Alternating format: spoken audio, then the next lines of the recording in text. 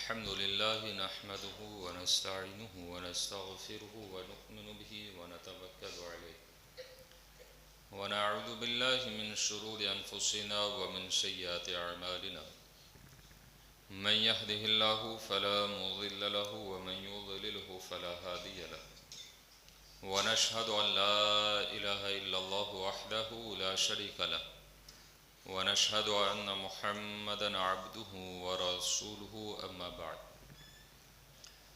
فأعوذ بالله من الشيطان الرجيم بسم الله الرحمن الرحيم يا أيها الذين آمنوا اتقوا الله وابتغوا إليه الوسيلة وجاهدوا في سبيله لعلكم تفلحون صدق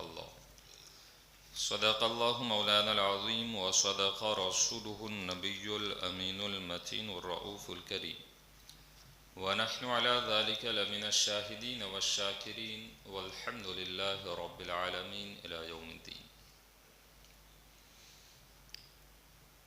آیت کریمہ پر گفتگو کرنے سے قبل انتہائی عقیدت و ادب و احترام اور محبت کے ساتھ نبی کونین سرور مکہ امام الانبیاء امام المرسلین نبی آخر الزمان صلی اللہ تعالی علیہ وسلم کی بارگاہ مقدسہ میں عقیدت و محبت کا تحفہ درود پاک کے اندر پیش کریں پر اللہم صلی علی سیدنا مولانا محمد مبارک وسلم صلاة و سلام علیہ یا رسول اللہ صلی اللہ تعالی علیہ وسلم.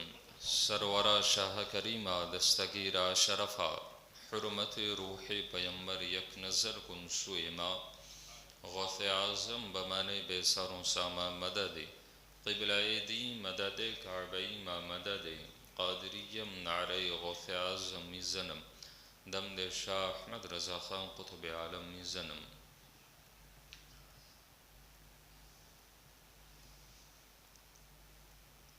اللہ تبارک و تعالی نے قرآن کریم برہان رشید کے اندر ارشاد فرمایا یا ایہا الذین آمنوا اتقوا اللہ. سب سے پہلے ایمان والوں کو حکم دیا اتقوا اللہ، اللہ سے ڈرو. کس سے؟ اللہ سے. وابتغوا الیہ الوسیلہ، پھر حکم دیا کہ وسیلے کو تلاش کرو. پھر حکم کیا دیا؟ سمجھتے چلنا، بہت اہم بات میں ذکر کرنے کی کوشش کروں گا. وجاہدوا فی سبیلی، پھر تیسرا حکم دیا مجاہدہ کرو اس کی راہ میں. کیا کرو؟ کیا کرنا ہے؟ وجاہدوا فی سبیلی، مجاہدہ کرو. پھر چوتھا حکم دیا اخیر میں یہ تین چیزیں اگر ہو جائیں تو پھر کہا لعلکم تفلحون، تم کامیاب ہو جاؤ. کیا ہو جاؤ گے؟ کامیاب ہونا کون نہیں چاہتا؟ میں بھی، آپ بھی، دنیا کا ہر بندہ چاہتا ہے کامیاب ہو جائے. لیکن کامیاب ہونے کے لیے اللہ تبارک و تعالی نے انسان کو راستہ عطا کیا کہ یہ کرے گا تو کامیاب ہوگا، یہ کرے گا تو اور کامیاب ہوگا، اور اگر یہ تینوں کر لے گا تو پھر کامیابی اس کا بڑھ چڑھ کے استقبال کرے گی. شرط یہ ہے کہ وہ احکام الہیہ پر عمل کرے. اسی جاہدوا فی سبیلی کی بات کروں تو شاید کہ آج قرآن کریم برہان رشید کی اس بات کو اکثر و بیشتر لوگ جہاد پر اسے پلٹاتے ہیں کہ یہ تو بارہا جہاد کا حکم دیتے ہیں. حالانکہ جہاد فی سبیل اللہ کے اندر جو سب سے پہلی بات جو ذکر کی ہے وہ اپنے نفس کے ساتھ جہاد کرنا. اس کے ساتھ یہ تصوف کی میں نے بات چھیڑی ہے. کیا ہے؟ جہاد فی سبیل اللہ کے اندر جو سب سے اہم بات جو انسان کو لازماً طور پر اس پر عمل کرنے کا جو حکم دیا گیا وہ ہے اپنے نفس کے ساتھ جہاد کرنا. وہ کیا ہے؟ اپنے نفس کے ساتھ، اور جب بندہ نفس کے ساتھ جہاد کرنے میں کامیاب ہو جاتا ہے تو سمجھ جاؤ منزل وہی ہوتی ہے کہ تو مانگ اللہ کی بارگاہ میں، اس سے پہلے حکم نازل ہوتا ہے کہ تو جو کہے گا وہی کر دیا جائے گا۔ ایسا نہیں ہوگا، اسی لیے کہا کہ خودی کو کر بلند اتنا کہ ہر تدبیر سے پہلے خدا خود بندے سے پوچھے بتا تیری رضا کیا ہے۔ یہ نہیں ہوگا کہ تجھے پوچھنے جانا پڑے گا کہ تو کیا چاہتا ہے، بلکہ خدا خود بندے سے پوچھے بتا تیری رضا کیا ہے۔ پھر وہ رضا کا مطلب یہ ہوتا ہے کہ اللہ تبارک و تعالی نے اس بندہ مومن کو اپنی بارگاہ میں قبولیت کا درجہ دے دیا، اور وہی درجہ پانے کے لیے پھر اقبال نے یہ شعر پڑھا کہ کی محمد سے وفا تو نے تو ہم تیرے ہیں، یہ جہاں چیز ہے کیا لوح و قلم تیرے ہیں، سب کچھ تیرا، کوئی باقی نہیں۔ لیکن شرط یہ ہے کہ پہلی چیز جو ذکر کی گئی آمنو باللہ، اللہ پر ایمان لاؤ، اور ایمان اللہ کی ذات پر لانے کے بعد کیا کہا آمنو باللہ ورسولی، صرف ایمان باللہ بھی کافی نہیں بلکہ ایمان بالرسول شرط ہے۔ بغیر رسول اعظم صلی اللہ علیہ وسلم کو آخری نبی اور سید الانبیاء تسلیم کیے بغیر کوئی کامل مومن نہیں ہو سکتا۔ اور ایمان کی حقیقت کو اگر سمجھنا ہو، آج اس ایمان دو جملے ہمارے درمیان بڑے مشہور ہیں۔ ایک ہے ایمان کہ میں ایمانداری سے کہتا ہوں، ہے کہ نہیں ہے، اور دوسرا ہے کہ میں حق بولتا ہوں۔ اور اس کو اگر دوسرے الفاظ میں ذکر کروں تو پھر یہ بھی ہوتا ہے کہ لیتا ہے رشوت، لیتا ہے سود کا پیسہ، لیتا ہے حرام کا، اور پھر کہتا کیا ہے کہ یہ تو میرا حق ہے، یہ تو میرا حق ہے۔ اسی حق کے لفظ کو اتنا مجروح کر دیا گیا، اتنا خراب کیا گیا کہ فی نفسی ہی اس کا معنی ہمارے درمیان بالکل مٹا کر رکھ دیا۔ اور اسی طرح ایمان جو لفظ ہے، اس کی حقیقت کا پس منظر اگر ہم سمجھیں تو بات حقیقت میں سمجھ میں آئے گی کہ ایمان کی چاشنی اور ایمان کی لذتوں سے ہم ابھی تک آگاہ ہوئے ہی نہیں، آشنا بھی نہیں۔ جانتے ہیں آپ امام مسلم رضی اللہ تعالیٰ عنہ نے حدیث مبارکہ کو لکھا ہے، اور اس حدیث کے راوی سیدنا فاروق اعظم رضی اللہ تعالیٰ عنہ ہیں۔ صحابہ کرام مدینہ الرسول کے اندر بیٹھے ہیں، اور صحابہ کے اندر فاروق اعظم بھی موجود ہے۔ فاروق اعظم رضی اللہ تعالیٰ عنہ فرماتے ہیں کہ ہم بیٹھے تھے اور ہمارے درمیان رسول کائنات صلی اللہ علیہ وسلم بھی جلوہ افروز تھے، اور اچانک ایک شخص آیا، جاء رجل، ایک شخص آ تو گیا، اور آنے کے بعد اس نے سلام کیا اور راستہ چیرتا ہوا ڈائریکٹ نبی کونین صلی اللہ علیہ وسلم کے پاس جا کر بیٹھا، اور بیٹھنے کے ساتھ اس نے اپنے دونوں گھٹنوں کو نبی کونین کے گھٹنوں کے ساتھ ضم کر دیا، ملا دیا، اور ادب کے ساتھ اپنے دونوں ہاتھ کو اپنے زانوں پر رکھ دیا، اس طرح رکھا کہ جیسے ایک بندہ قاعدے میں تشہد پڑھنے کے لیے بیٹھے دونوں ہاتھ زانوں پر رکھتا ہے، بیٹھا ادب کے ساتھ۔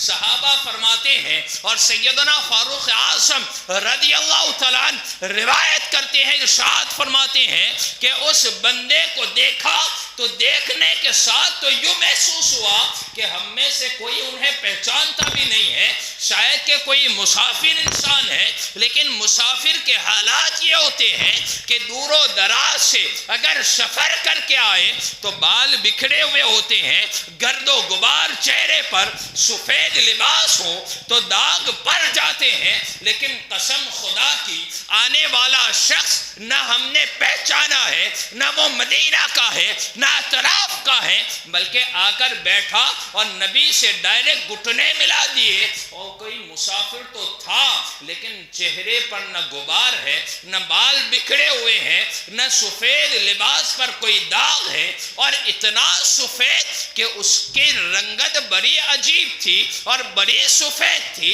بال بڑے سیاہ تھے۔ اور اس کے بعد اس نے سوال کیا، اور کس سے سوال کیا؟ نبی کونین سے سوال کیا، یا رسول اللہ صلی اللہ علیہ وسلم ذرا اسلام کے بارے میں بتائیں۔ کیا سوال تھا؟ کیا سوال تھا؟ بولتے جانا، کیا سوال تھا؟ اسلام کے بارے میں۔ توجہ رکھنا، ہم نے اس ایمان کو اتنا ہلکا لفظ سمجھ لیا ایمان کا کہ شاید کہ اس پس منظر کو چند باتوں میں اگر سمجھ لیں تو میں سمجھتا ہوں کہ ایمان کی لذتوں کے قریب آپ پہنچ جائیں گے۔ حضرت فاروق اعظم فرماتے ہیں سوال یہ کیا کہ اسلام کے بارے میں بتاؤ۔ نبی تو جانتے تھے کہ آنے والا کون، نبی جانتے تھے کہ آنے والا کون ہے، لیکن تعلیم دینی تھی صحابہ کے ذریعہ امت کو۔ کس کو تھا؟ کس کو؟ بلکہ صحابہ کی کیفیت کیا تھی جانتے ہیں؟ اگر صحابہ آنے والے شخص کو بھی اگر جانتے اور نبی بعد میں پوچھتے کہ کیا تم جانتے ہو آنے والا کون تھا، تو جاننے کے باوجود وہ یوں کہتے فدا کا امی و ابی یا رسول اللہ، آپ بہتر جانتے ہیں۔ کیا کہتے؟ آپ بہتر جانتے ہیں۔ وہ یہ نہ کہتے کہ ہم جانتے ہیں، بلکہ یہاں پر اب میں یہ کہوں گا کہ بات یہ سمجھ میں آئی کہ ادب رسول کا تقاضا تو یہ ہے کہ جاننے کے باوجود الفاظ یہی بولے جائیں کہ نبی جو جانتے ہیں وہ ہم نہیں جانتے، نبی جو جانتے ہیں وہ کوئی نہیں جانتا۔ جاننے کا مقصد کیا؟ بندہ جانتا ہو پھر بھی وہ اپنے آپ کو کم سمجھے کہ میں کچھ نہیں جانتا۔ وہ صحابہ تھے، اور صحابہ کیسے؟ نبی فرماتے ہیں اصحابک النجوم بأیہم اقتدیتم واہتدیتم، میرے صحابہ ستاروں کی مانند ہے۔ کیسے ہے؟ ستاروں کی مانند۔ اور ستارہ جب جگمگاتا ہے تو راستہ بتاتا ہے۔ تو سرکار فرماتے ہیں جس صحابی کی بھی اقتدا کرو گے ہدایت پا جاؤ گے، وہ صحابہ۔ اور اس میں سیدنا فاروق اعظم فرماتے اسلام کے بارے میں پوچھا، محمد علیہ السلام یا رسول اللہ اسلام کیا ہے؟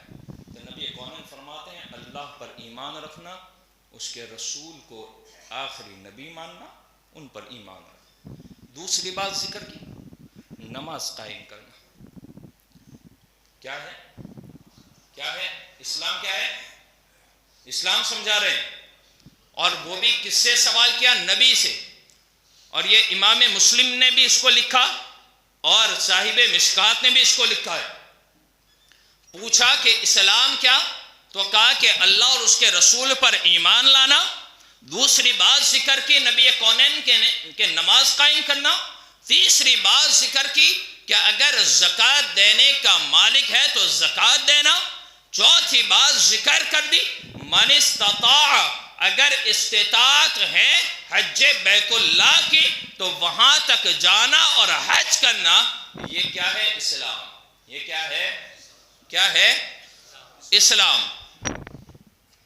تو سوال کرنے والا سوال بھی کرتا ہے، جیسے آپ میں سے کوئی سوال کرے اور سوال کرنے کے بعد اگر ہم جواب دے دیں آپ کو اور پھر آپ ہی یہ کہیں کہ آپ نے سچ کہا، اس کا مطلب ہے کہ آپ پہلے سے جانتے تھے کہ اسلام کیا ہے۔ سوال کرنے والے نے سوال کیا تھا من الاسلام یا رسول اللہ، اسلام کیا ہے؟ تو جب یہ جواب دیا تو سوال کرنے والا کہتا ہے کہ صدقت، آپ نے سچ کہا. کیا کہا؟ آپ نے سچ کہا. فاروق اعظم فرماتے ہیں کہ ہمیں بہت تعجب ہوا کہ سوال بھی خود، سائل بھی خود، اور صادق بھی خود، تصدیق بھی کرنے والا. سمجھ میں بات نہ آئی کہ سوال بھی خود کریں اور جواب نبی عطا کریں تو پھر کہیں کہ ہاں آپ نے سچ کہا، بات آ جاتی. دوسرا سوال کیا، ایمان کیا ہے؟ کیا پوچھا؟ کیا پوچھا؟ ایمان کیا ہے؟ اسلام تو پوچھ لیا، اب پوچھا ایمان. ایک چیز پر ہم گفتگو کریں تو شاید کہ بات اس میں سمجھ رہ جائے گا تو آئندہ. اب اس میں دوسرا سوال ایمان اور تیسرا سوال تھا احسان. کیا پوچھا تھا؟ مجل احسان. یا رسول اللہ احسان کیا ہے؟ دو باتیں آپ رکھیں. اسلام کی حقیقت ہے کیا اور اسلام ہے کیا؟ ایمان بندہ لاتا ہے کس پر؟ اللہ اور اس کے رسول پر. کس پر؟ اور قرآن کریم کے اندر آپ بارہا جگہوں پر پڑھا ہوگا آپ نے، بار بار آمنو باللہ ورسولہ، آمنو باللہ ورسولہ، کئی بار پڑھا ہوگا. اب اس کا مطلب کیا؟ جب دوسرا سوال کیا تھا کہ ایمان کیا، تو نبی کونین نے فرمایا آمنو باللہ ورسولہ، اللہ پر ایمان لانا، اس کے رسول پر ایمان لانا، وملائکتہ، کس پر؟ اس کے فرشتوں پر، ورسولہ، اس کے رسولوں پر، اس کی کتابوں پر، اور پھر کہا والیوم الآخر، آخرت کے دین پر، والقدر خیرہ وشرہ، کیا کہا؟ اچھی اور بری تقدیر پر بھی ایمان لانا. یہ ہے ایمان. یہ کیا ہے؟ ایمان. اسلام تو بتا دیا اسلام کیا. اب اسلام کے بعد دوسرا سوال تھا ایمان کیا، تو پھر کہا کہ لتؤمنوا باللہ ورسولہ، اللہ کے ذات پر ایمان لاؤ، رسول کے ذات پر ایمان لاؤ، اس کے فرشتوں، اس کی کتابوں، یوم آخرت اور اچھی اور بری تقدیر پر ایمان لاؤ. یہ ایمان. یہ کیا ہے؟ ایمان. اور قرآن میں کیا کہا؟ آمنوا باللہ ورسولہ، اللہ اور اس کے رسول پر ایمان لاؤ. اب ایمان کیسا ہونا چاہیے؟ ایمان کیسا ہونا چاہیے؟ اصل بات اب سمجھیں. یہ تو کچھ باتیں میں نے ضمناً آپ کو سمجھا دی کہ ایمان اور اسلام ہے کیا. آج ہم ایمان کے مسئلے میں اتنا کمزور ہیں، اتنا کمزور کہ اگر کوئی ہمارا ساتھی اگر یہ کہہ دے، بلکہ دونوں میں کمزور، اسلام میں بھی کمزور اور ایمان کی لذتوں کو پانے میں بھی کمزور اور احسان میں بھی کمزور، تینوں میں کمزور.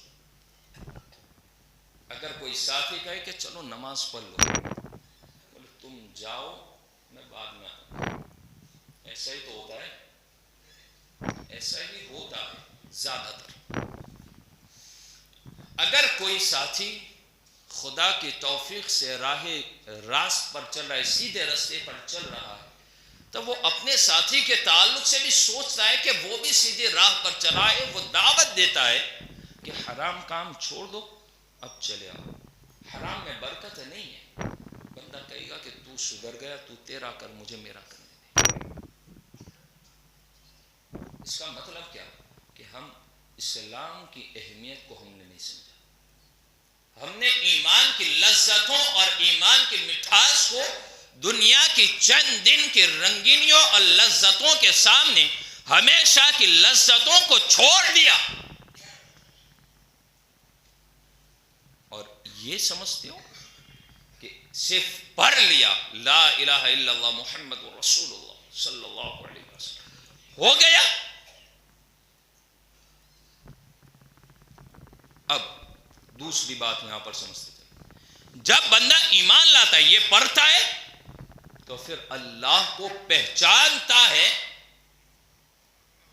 اللہ کے نبی کو پہچانتا ہے، مانتا بھی ہے، جانتا بھی ہے.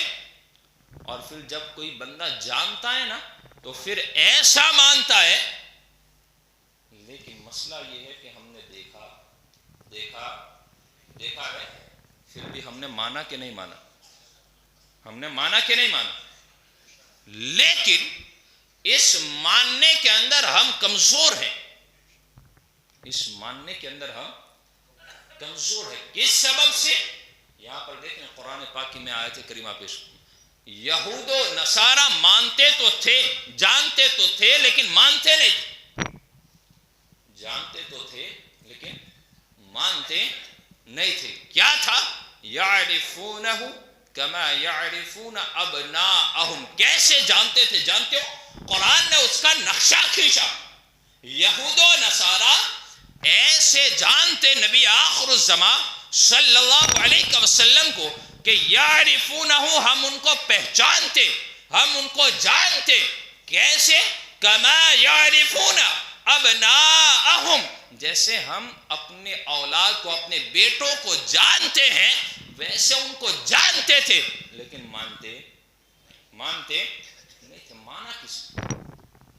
ذرا بلال سے پوچھ لو. جانا بھی تھا، مانا بھی تھا. امیہ نے ہزاروں ظلم و ستم کے پہاڑ توڑے لیکن دامن محمد کو نہ چھوڑا. سولی پر صحابہ کو چڑھایا لیکن دامن اسلام اور دامن مصطفیٰ کو نہ چھوڑا. صحابہ کو چٹائیوں میں جکر کر دھوئیں دیے گئے، جلایا گیا لیکن اسلام اور دامن مصطفیٰ کو نہ چھوڑا. جانتے ہو آپ، یہ ہے ماننا، پہچاننا. اور پھر حکم کیا کہ جب بندہ رب کو جانتا ہے، رب کو مانتا بھی ہے، تو کیسے جانتا ہے کہ جب بندہ اللہ کی بارگاہ میں سر بس سجود ہوتا ہے تو اسی لیے تو کہا، بلکہ مولا علی سے سوال کیا گیا تھا، علی ذرا بتاؤ کہ تم جس رب کی عبادت کرتے ہو کیا کبھی تم نے دیکھا ہے اس رب کو؟ حکم کیا ہے کہ عبادت کرو تو یہ نیت کر کے کھڑے رہو کہ ہم رب کو دیکھ رہے ہیں. اگر یہ کیفیت پیدا نہ ہو تو پھر یہ تصور پیدا کرو کہ وہ دیکھ رہا ہے، وہ دیکھ رہا ہے. لیکن علی کی کیفیت کچھ اور تھی. ذرا تصور میں جائیں، علی کی کیفیت کیا تھی؟ یہاں پر ایک بات میں ذکر کرتا چلوں. ظاہری دیدار مولا کا صرف ہمارے نبی کو عطا ہوا، لیکن قلبی دیدار امام اعظم رضی اللہ تعالیٰ عنہ نے 99 یا 100 مرتبہ کیا. یہ الگ کیفیت ہے. قلبی دیدار الگ چیز ہے اور ظاہری دیدار نبی کے علاوہ کسی کو نہ ہوا. مولا علی سے یہی سوال ہوا، علی بتاؤ کہ تم جب جس رب کی عبادت کرتے ہو کیا کبھی تم نے اس رب کو دیکھا بھی یا نہ دیکھا؟ مولا علی فرماتے ہیں کہ ارے دیکھنے کی بات کرتے ہو. علی سجدے سے سر اس وقت تک نہیں اٹھاتا جب تک وہ اپنے رب کو نہیں دیکھ لیتا. علی اس وقت تک اپنے سر کو نہیں اٹھاتا جب تک وہ اپنے رب کو نہیں دیکھ لیتا. یہ کیفیت، یہ دل کی کیفیت کہ یہ تصور پیدا کرو کہ میں رب کو دیکھ رہا ہوں، لیکن یہ کیفیت پیدا نہ ہو تو پھر یہ کیفیت بناؤ کہ وہ دیکھ رہا ہے. یہی بات تھی کہ حضرت عبداللہ بن حذافہ رضی اللہ تعالیٰ عنہ کہ جب بادشاہ روم کے سامنے جب جیل خانے میں ڈالنے کی بات آئی تھی تو اس وقت بادشاہ روم ہرقل نے یہی فرمائش پیش کی تھی کہ ذرا تم عیسائی مذہب پر چلے آؤ. کس پر چلے آؤ؟ حضرت عبداللہ بن حذافہ رضی اللہ تعالیٰ عنہ سوال یہ کیا تھا کہ دین اسلام کو چھوڑ کر مذہب عیسائیت پر چلے آؤ، میں اپنی چہیتی بیٹی کا نکاح تمہارے ساتھ کروں گا. یہاں پر جوان توجہ سے الفاظ سننا، اس لیے کہ جس حسن پر تم اپنے ایمان کا سودا کرتے ہو اور گھر جا کر اپنی ماں اور بہنوں کو یہ سمجھاؤ کہ جس دنیا کی دولت اور جس دنیا کے فسانے کے اندر تم اپنی زندگیوں کا ایمان کا سودا کر بیٹھتے ہو، ذرا تصور کرو اس اسلام کی مقدس صحابیات کو، اپنی ان کی زندگی پڑھو تو پتا چلے کہ اسلام کے خاطر انہوں نے سب کچھ چھوڑا۔ حضرت عبداللہ ابن حذافہ رضی اللہ تعالیٰ عنہ سے یہی پیشکش کی تھی کہ اگر میں اپنی بیٹی کا نکاح تمہارے ساتھ کر دوں، بڑی چہیتی ہے، تو آدھی سلطنت کا مالک تم کو بنا دوں گا۔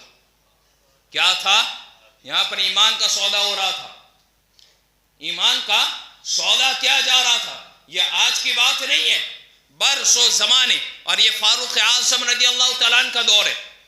کون سا دور؟ فاروق اعظم رضی اللہ تعالیٰ عنہ، جس فاروق اعظم کا نام سنتے ہی شیطان بھی گلی کا راستہ پلٹ دے، وہ فاروق اعظم رضی اللہ تعالیٰ عنہ کے جن کی نیکیاں ستاروں سے زیادہ، لیکن خوف کا عالم یہ تھا کہ جب اللہ کے دربار میں کھڑے رہتے، آج تو اگر ہم 5 وقت کی خدا کی توفیق سے نماز کے پابند بن جائیں تب بھی ہم کہتے ہیں میں بڑا متقی ہوں، میں بڑا پرہیزگار ہوں، میں نے قرآن کی اتنی تلاوتیں کی ہیں۔ ارے تم نے، ہم نے اور آپ نے کوئی اتنی لمبی چوڑی عبادتیں نہیں کی ہیں۔ مولا علی کی بات میں پیش کر دوں، مولا علی قرآن کتنا پڑھتے تھے جانتے ہو؟ ایک گھوڑے کی زن کی رکاب میں جب قدم رکھتے، دوسرے میں ڈالنے سے پہلے قرآن ختم کرتا تھا وہ علی، اتنی عبادتیں کرنے والا۔ لیکن مولا علی نے یہ نہیں کہا کہ میں بڑی عبادتیں کرتا ہوں۔ اگر ہم 5 وقت کی نمازوں کی پابندی کر بھی لیں تو شکر کرو کہ اس مولا نے توفیق عطا کی ہے،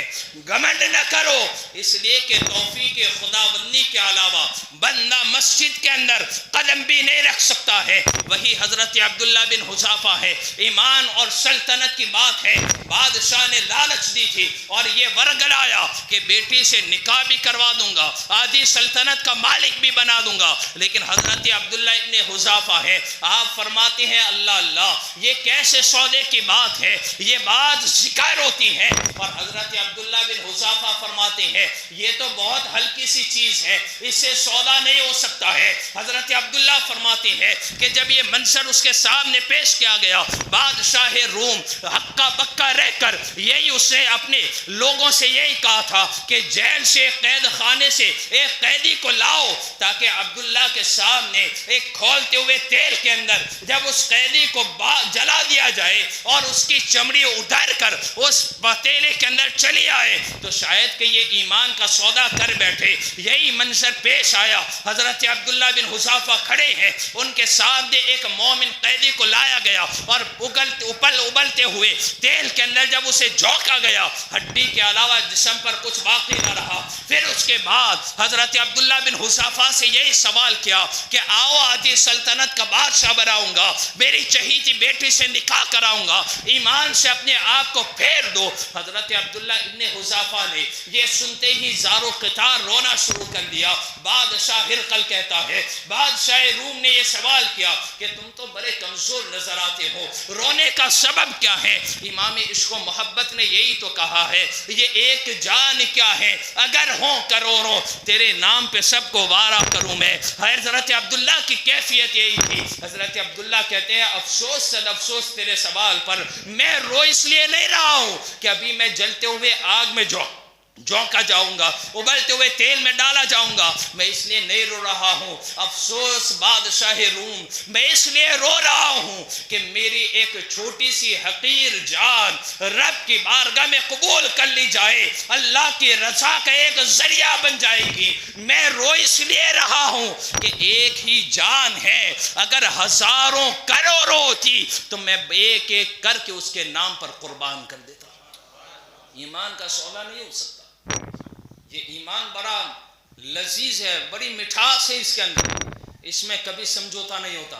حضرت عبداللہ ابن حذافہ کا جب یہ سوال سنا، جواب سنا، بادشاہ روم نے حکم دیا کہ جیل خانے میں انہیں چند دن کے لیے پھینک، شاید کہ کچھ مشقتیں برداشت کریں تو انہیں سمجھ میں آئے کہ عیسائیت دھرم ہمیں اپنا لینا چاہیے، سلطنت مجھے ملے گی۔ توجہ کرنا، ایمان اگر باقی ہے نا، میں بارہا یہ جملہ ہر تقریر میں کہتا ہوں، ایمان سلامت ہیں تو دنیا کی ہزاروں نعمتیں تمہارے پاس ہیں، ہزاروں کروڑوں اس سے بھی زیادہ۔ اور اگر یہ نہیں ہے نا کچھ نہیں ہے، کچھ بھی نہیں۔ اور اس ایمان کو ہم تک پہنچانے کے لیے اگر ہم پڑھیں صحابہ کو تو سمجھ میں آئے کہ ایمان ہمیں تو بڑی آسانی سے مل گیا۔ وہی حضرت عبداللہ ابن حذافہ جب جیل خانے میں ڈالے گئے، فاروق اعظم رضی اللہ تعالیٰ عنہ کا ایک خط قاصد لے کر پہنچا اور حکم دیا۔ اب ان آخری الفاظ پر فاروق اعظم نے کیا لکھا تھا رضی اللہ تعالیٰ عنہ، بادشاہ روم عبداللہ ابن حذافہ کو رہا کر دو، اسی میں تمہارے لیے بہتری ہے، اور اگر تم نے رہا نہ کیا تو پھر ایک نوجوان کا قافلہ تمہاری سلطنت کے پاس ایسا ہوگا کہ ان کے ایمان کو نہ کوئی بیپار خرید سکے گا، نہ کوئی تجارت انہیں خرید سکے گی، بلکہ وہ ذکر الہی اور نمازوں میں اتنی مشغول ہوگی کہ تمہاری تخت سلطنت کا تختہ پلٹ کر پھینک دیا جائے گا۔ ایک ایسا دستہ تمہاری سلطنت کے پاس میں بھیج دوں گا۔ بس یہ خط کی کیفیت اب دیکھیں، ہرقل بادشاہ جو بادشاہ روم تھا، جب وہ تحریر کو پڑھتا ہے، تاریخ کے اندر لکھا گیا کہ پڑھ تو رہا تھا فاروق اعظم کے خط کو، لیکن اس کا پورا جسم کانپ رہا تھا، اس کا پورا جسم کانپ رہا تھا۔ اور اسی وقت حضرت عبداللہ بن حذافہ کو صرف تنہا رہا نہ کیا، بلکہ جتنے ساتھی 80 لوگ تھے ان تمام مجاہدین کے ساتھ انہیں جیل سے آزاد کر دیا۔ یہ ایمان کی حقانیت تھی۔ کیا تھا؟ ایمان پر بندہ استقامت اور استقلال اگر پکڑے رہے تو پھر دنیا کی ہزاروں طاقتیں بھی آزمائش ہوتی ہے، لیکن اس آزمائش سے نکلنے کے راستے بھی میرا رب پیدا کرتا ہے۔ جب اس نے آزمایا ہے تو راستے بھی وہی عطا کرے گا، راستے بھی وہی عطا کرے گا۔ اسی لیے تو امام عشق و محبت کہتے ہیں یہ ایک جان کیا ہے اگر ہوں کرو، تیرے نام پہ سب کو وارا کرو۔ لیکن ہم نے تو یہ ایک ہی جان ہے نا، ایک جان، لیکن دنیا کے تمام لوگوں پر فدا کر دی، جو کچھ نہیں دے سکتا، کچھ نہیں دے سکتا، لیکن جو دے رہا ہے، جس کے صدقے میں مل رہا ہے، اس کے لیے ہم نے کیا چھوڑا ہے، کیا رکھا ہے؟ کچھ نہیں۔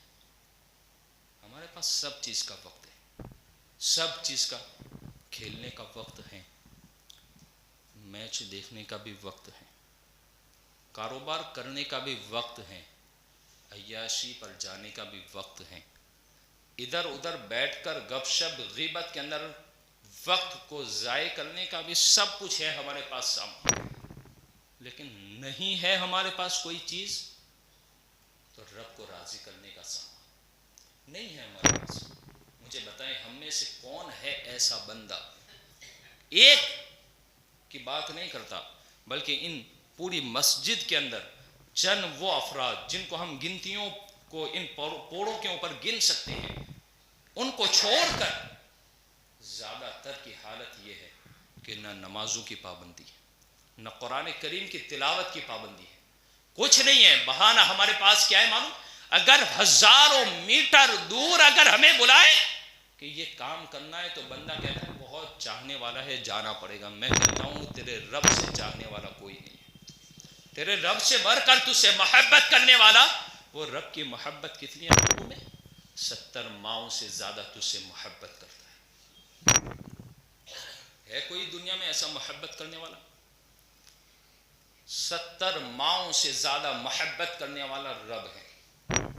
تو اس محبت کو ہم نے دیکھا نہیں ہے، اس لیے ہمیں اس کی اہمیت نہیں خبر۔ اس کا پتہ کب چلتا ہے معلوم ہے؟ جب یہ جسم سے روح الگ ہوتی ہے نا، اور قبر میں جب بندہ تنہا چھوڑ دیا جاتا ہے، تب بندے کو سب کچھ سمجھ میں آتا ہے کہ مجھے کیا کرنا تھا اور میں کیا کر گیا۔ بیان نہیں کر سکتا ہے بندہ پلٹ کر کے گھر والوں کو جا کر، دوستوں کو، رشتہ داروں کو اطلاع دو کہ ہمیں تو دنیا میں کس مقصد کے لیے بھیجا گیا تھا، ہم کیا کر کے آئے۔ پلٹ لو اپنی زندگی کو۔ میں بارہا کہتا ہوں سب کچھ کرو، کماؤ بھی، بلکہ قرآن کریم میں کہا یا ایھا الذین آمنوا اذا نودی للصلاۃ من یوم الجمعہ فاسعوا الی ذکر اللہ۔ یہ تو حکم دیا لیکن اس کے بعد بھی تو اسی آیت کریمہ میں کیا کہا؟ فَانْتَشِرُوا فِي الْأَرْضِ فَانْتَشِرُوا فِي الْأَرْضِ، نماز سے فارغ ہو جاؤ تو پھر زمین میں پھیل جاؤ. کس لیے؟ وَابْتَغُوا مِنْ فَضْلِ اللَّهِ، اللہ کے فضل کو تلاش کرنے میں. اور اللہ کا فضل کیا ہے؟ رزق حلال. اس تفسیر کے اندر پڑھیں تو اس فضل الہی کے اندر ایک چیز ہے رزق حلال، لیکن ہم اس میں نہیں ہیں. اللہ ماشاء اللہ سب کچھ کرو، ترقی چاہتے ہو نا، یاد رکھنا دولت اللہ نہیں چھینے گا، میں بارہا کہتا ہوں، رزق بھی نہیں چھینے گا، روٹی بھی نہیں چھینے گا، سب کچھ عطا کرے گا. لیکن جب وہ ناراض ہوتا ہے نا تو سجدوں کو چھین لے گا، سجدوں کی توفیق ہٹا لے گا. میں ایک ہی چیز کہتا ہوں، اولاد ہمارے ساتھ کاروبار کرتی، ہم نماز پڑھتے ہوں لیکن اولاد نہ جاتی ہو تو اولاد کو کہو کہ 10 منٹ لیٹ یہاں پر بیٹھنا، پہلے جاؤ نماز پڑھو. آپ تو نماز پڑھتے ہوں گے، اس کی برکتیں ملتی ہوگی، لیکن ساتھ میں اولاد بھی تو ہیں جو بے برکتی کے قدم لے کر تمہارے ساتھ بیٹھتی ہیں. پھر اس میں ترقیاں کیسے آ سکتی ہیں؟ کچھ نہیں ہو سکتا ہے. اس لیے ایمان کو سمجھو اور ایمان پر سلامتی کی ہمیشہ دعا کرتے رہو. اللہ کریم ہم سب کے ایمان کی حفاظت فرمائے اور اللہ کریم ایمان کی لذتوں سے ہمیں مالا مال فرمائے. دوران گفتگو عمدن سہون لفظاً معنی کوئی خطا ہوئی ہو، بے ادبی کے الفاظ نکلے ہو، مل کر توبہ کر لیں. استغفر اللہ ربی من کل ذنب و اتوب الیہ وما علینا الا البلاغ. السلام علیکم ورحمۃ اللہ وبرکاتہ.